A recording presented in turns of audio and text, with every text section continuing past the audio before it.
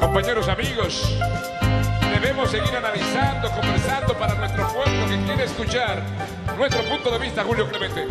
Así es.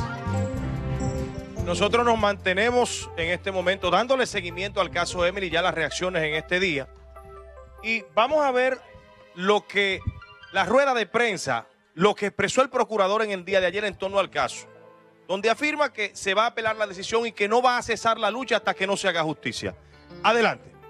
Los hoy criminales, no solamente confesos, sino demostrados, pues trataron de ocultar completamente la realidad. Ellos incluso hasta declaraban y exhortaban a la fallecida o asesinada Emily que por favor apareciera.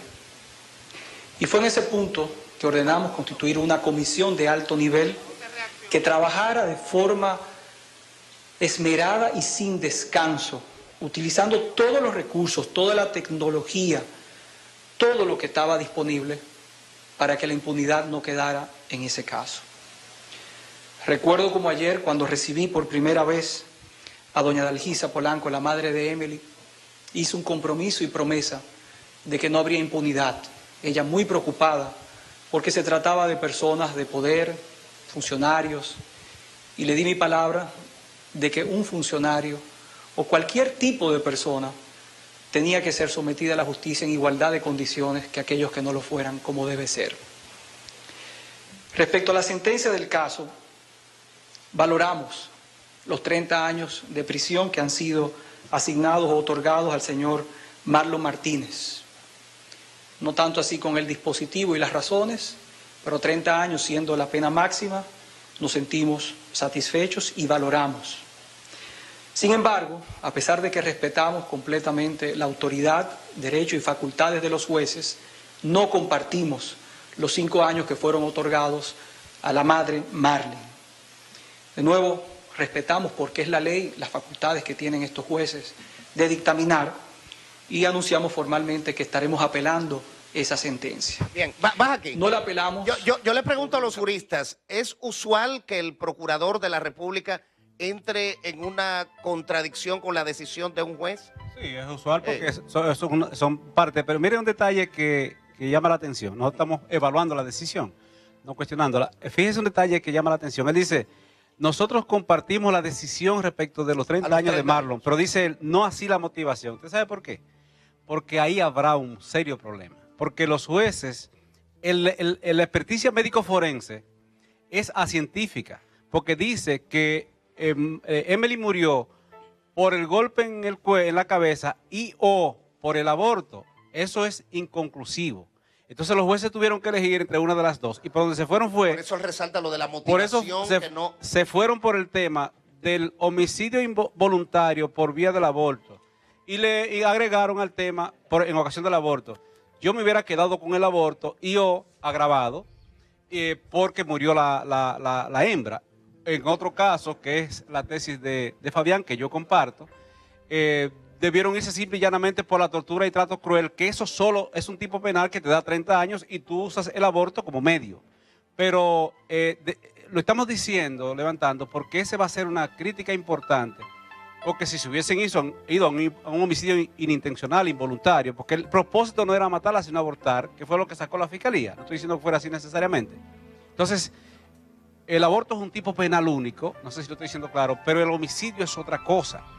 Por eso fue que me parece que cuando venga la crítica a la decisión ante la Corte de Apelación, potencialmente los abogados de Marlon entren en ese escenario. E incluso es posible que los abogados de Marlene, también recurran a la decisión.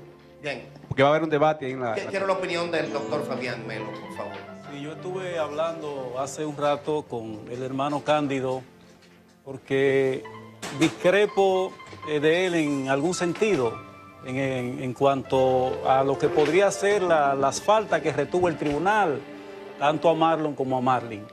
Yo entiendo que la acusación como teoría debió de desarrollar el acto de barbarie, porque esa es una conducta que conlleva una pena única de 30 años. Como es el acto de barbarie. Acto de barbarie, porque la ley 2497 amplió el radio de acción del artículo 303 del Código Penal e incluye como agravante cuando se afecta a un niño, niña o adolescente o cuando se afecta a una mujer en estado de gravidez, y las dos cosas aplican en este caso.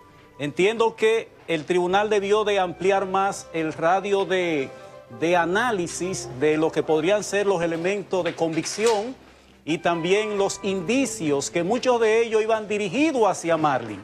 O sea, en esa parte discrepo de Cándido, porque yo entiendo que aplicada una pena por barbarie de 30 años, ya la Suprema Corte ha sido constante en el sentido de que la pena inmediatamente inferior a la de 30 años es la escala que va de 3 a 20.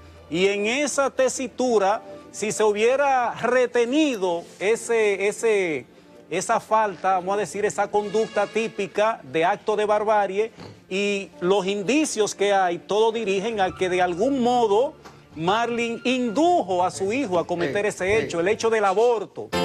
Me refiero al hecho del aborto.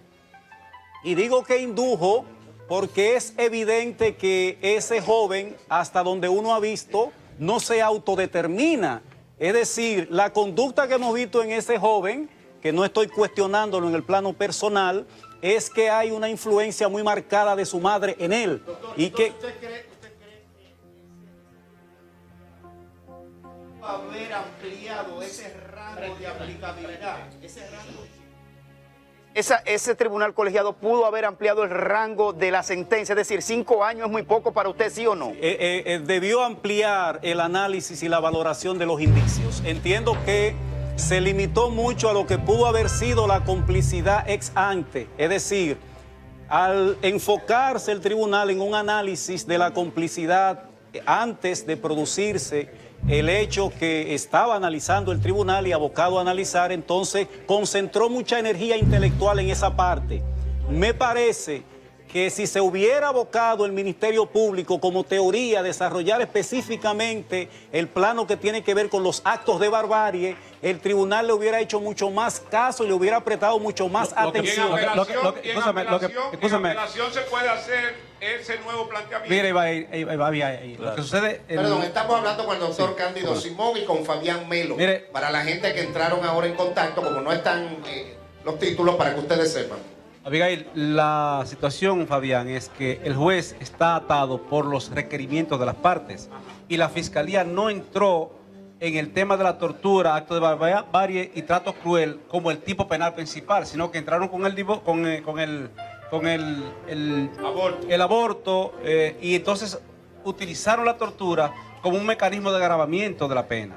Sí, pero ahí está el rol del juez al momento de ver y valorar los indicios y las pruebas. Es decir, el juez como evaluador y como juzgador pudo inclinarse por una de las hipótesis probables. Entonces lo que hizo el tribunal fue que se inclinó por la hipótesis más cómoda.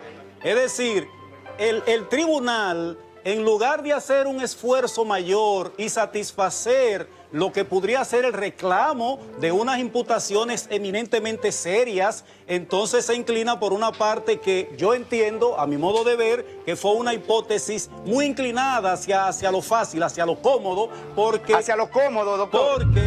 Porque desarrollar la conducta de barbarie implicaba un mayor esfuerzo intelectual en función de los indicios que estaban implicados en el proceso. ¿Sabes cuál es el problema de eso? Que dice la ley, el Código Procesal Penal, que cuando un juez advierte en ocasión del desarrollo de la audiencia que la calificación jurídica que le ha dado el Ministerio Público es incorrecta y el tribunal va a decidir al respecto, debe advertírselo en la audiencia a las partes para que reorganice su defensa y darle tiempo para reorganizarla. Sí, pero... tú ves, de manera que en este caso, con la Fiscalía no hizo una imputación de actos de tortura, sí, está incluida, pero como colateral, no como principal.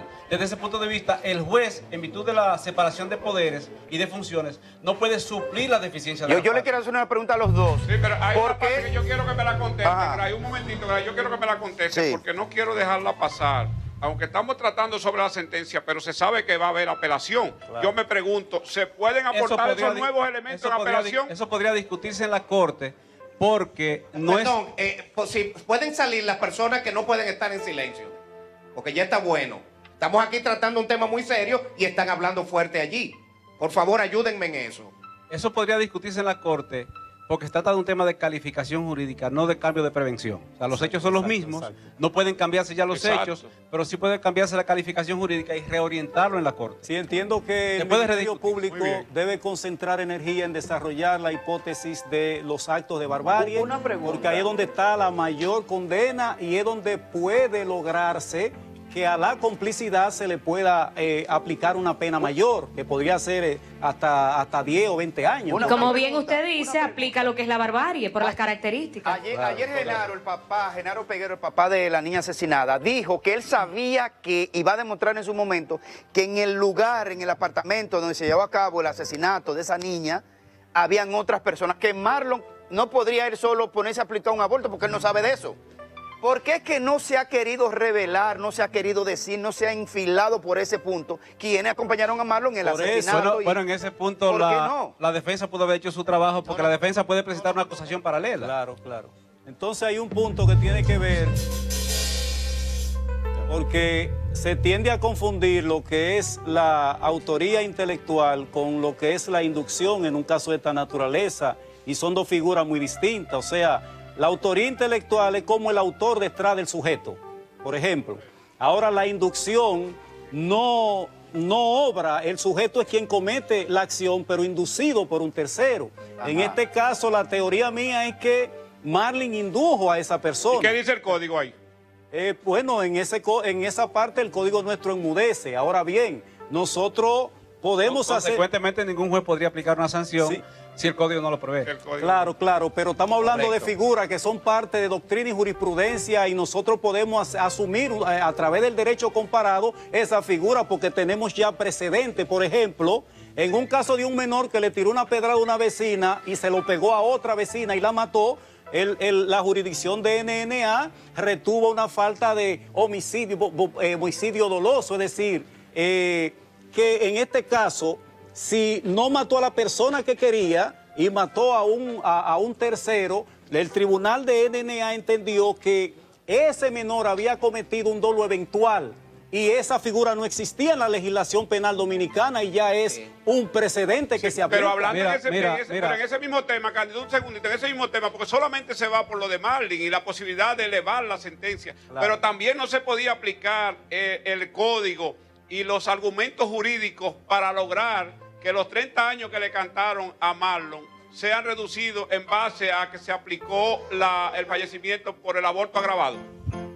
Si lo hacía por aborto agravado, que sería el aborto con la muerte de la madre, serían 10 años. Ahora, señores, el derecho penal, y tú eres Abigail, estudiante de Derecho, el derecho penal es de interpretación y aplicación restrictiva. Donde la ley no ha puesto, el juez no puede poner. Simple y llanamente como es. Y si la ley no tipifica la conducta y la sanciona por el principio de legalidad, que es un tema constitucional, el juez no puede suplirla en materia penal, en materia civil, sí, laboral. Pero yo insisto en la pregunta, además ya no hay íntima convicción. Los actos de barbarie existen, Los actos de barbarie existen y tienen una pena, una sanción única que son de 30 años. Pero si la fiscalía hubiera encausado por ahí, que es un poco la observación. Están como calificación en la acusación, está incluido el 303.4 de la ley 24. Había que darle más años, calificaba en términos legales más años. Ahora mi parecer es el siguiente. El cambio de calificación o el enfoque que le dé el Ministerio Público respecto de la imputación a Marlon no necesariamente arrastra a Marlin, porque mi tesis es que la participación de Marlin fue posterior para el ocultamiento del cadáver. Y retengamos una información que no sé si se destacó. Cuando el boli declaró ahí, que fue el que colocó a Marlin en el tema del ocultamiento del cadáver, en la complicidad. El boli fue el que ocultó el cadáver. El boli fue el que lo ocultó conjuntamente con Marlon. Okay. Ahora, cuando el boli participa como testigo privilegiado, el boli dice... Desde el momento que Marlon y yo estábamos ahí, ella llamó a Marlon y le dijo, óyeme, si tú fuiste un hombre para embarazarla, tienes que ser un hombre para responder por eso. Tú te encargas. Yo lo más que puedo darte, y esto no suele ir en los medios, lo más que puedo aportarte es pamper y leche. ¿Por qué deducir consecuentemente que ella influyó para que él la matara? otra cosa importante, muy importante. Pero es tonta para decirle, ve y mata a esta joven en el apartamento que yo tengo rentado en San Francisco de Macorís. Usted era el abogado de ella, ¿verdad? No, en esa parte, Lo fui inicialmente, en esa después parte renuncié, no lo Estoy soy. de acuerdo con Cándido, es decir, el homicidio fue un desbordamiento de la conducta. No se puede decir que estaba previsto cometer un Pero y cuando homicidio. ella sale a los medios diciendo, ¿cómo se llama? Emily, aparece, te estamos esperando, estamos sufriendo. Eso le generó mucha Caramba. eso le generó mucha malquerencia, pero no la incrimina penalmente. Esto va a doler. No la incrimina penalmente. ¿Por qué? ¿Por qué? Esto va a doler, Porque el artículo 248, menciono otro artículo ahora para como referente, establece que si una madre, un padre, un hermano, el esposo o la esposa ocultan, óigase bien, un cadáver consecuencia de un homicidio en que está involucrado su hijo, la ley le exime de responsabilidad penal.